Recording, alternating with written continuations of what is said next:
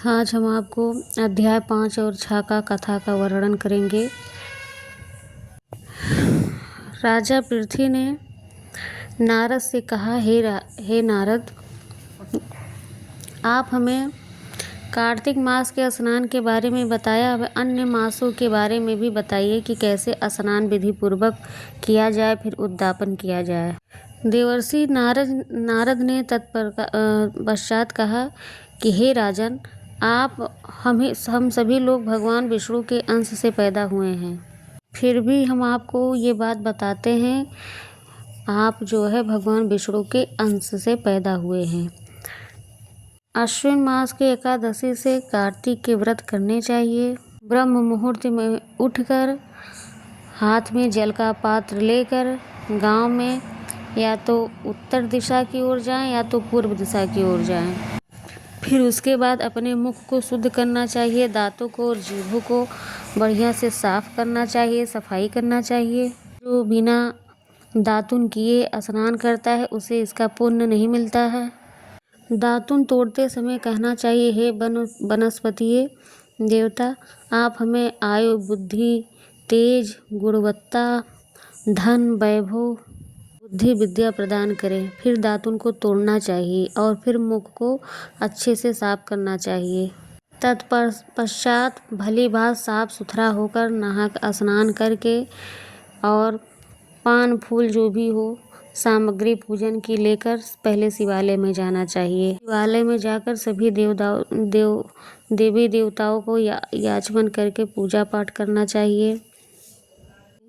फिर सभी भक्तों के साथ मिलकर श्री हरि का कीर्तन करना चाहिए। मंदिर में जो भी भक्ति गायक आए हुए होते हैं कीर्तन में, उनको माला, चंदन, तांबुल से उनका पूजन करना चाहिए। कलयुग में भगवान का गुणगान और भक्ति करना, कीर्तन करना, कलयुग में यही भगवान को प्रसन्न करने का सबसे बड़ा मुख्य उद्देश्य होना चाहिए। भगवान इसी से श्री हरि विष्णु नारायण प्रसन्न हो जाते हैं। केवल आप उनका कीर्तन कीजिए, नाम लीजिए, बस एकमात्र साधन है हरि का आप नाम लो।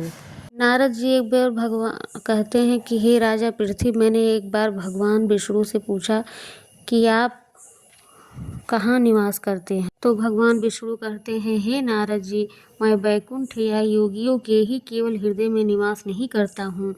मैं जो हमारा कीर्तन और भजन करता है, शुद्ध मन से हमारा पवित्र होकर नाम लेता है, पवित्र आचरण से हमारा कीर्तन भजन करता है, उसे हम वहाँ पे जरूर निवास करते हैं। इतना कहकर नारद जी कहते हैं भगवान विष्णु कह रहे हैं कि जो हमारा अपने तन मन से पूजन करता है और हमारा भजन करता है, हम उसके हृदय में निवास करते हैं।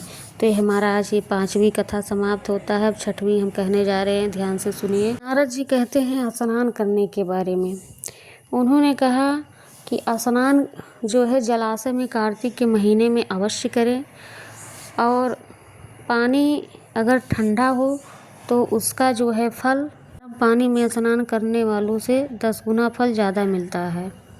से 100 गुना फल जो कुआं होता है उससे मिलता है, कुएं से ज़्यादा बावड़ी में मिलता है, फिर बावड़ी से अधिक पोखर में मिलता है, फिर पोखर से 100 गुना, पोखर से नहाने से 10 गुना पुण्य झरनों से, और झरनों से भी ज़्यादा पुण्य कहाँ मिलता है पता है आप लोगों को? नदियों में मिलता है। जो हमारी पुण्य नदियाँ हैं उसमें स्नान करने से कार्तिक मास में बहुत ज़्यादा पुण्य मिलता है। और अगर कहीं 2 नदियों का संगम मिल जाए तब तो कहना ही क्या है, और 3 नदियों का संगम हो वो तो अति उत्तम होता है, उससे बढ़िया कुछ हो ही नहीं सकता है। वहाँ पे तो आप कार्तिक के महीने में ज़रूर स्नान करें। स्नान करने से पहले प्रभु का आप ध्यान करें, फिर आचमन करें। तीर्थ में उपस्थित देवताओं को अर्घ और आचमनीय देकर स्नान करना चाहिए। अर्घ देते समय बोले, हे कमलनाथ आपको नमस्कार है, हे जलाशयी भगवान आपको नमस्कार, हे ऋषिकेश आपको नमस्कार है, मेरे दिए हुए अर्घ को आप ग्रहण करें।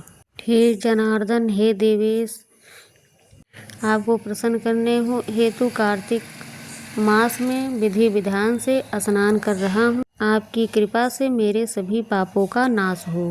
हे प्रभु, कार्तिक मास में स्नान करने वाला या करने वाली मैं आपको अर्घ्य देती हूँ।